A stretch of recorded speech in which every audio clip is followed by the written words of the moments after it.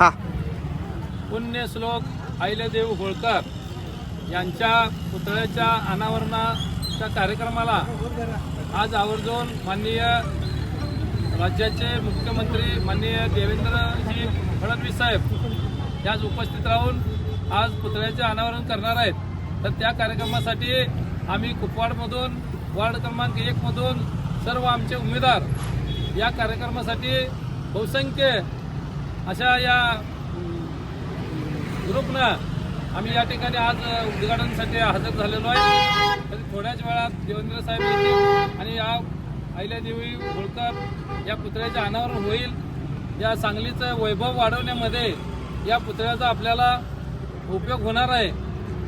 सांगलीमध्ये यापूर्वी अहिल्यादेवी होळकरचा पुतळा कुठेही नव्हता आणि तोही आता मोठ्या जागेमध्ये भव्य असा उभारलेला आहे.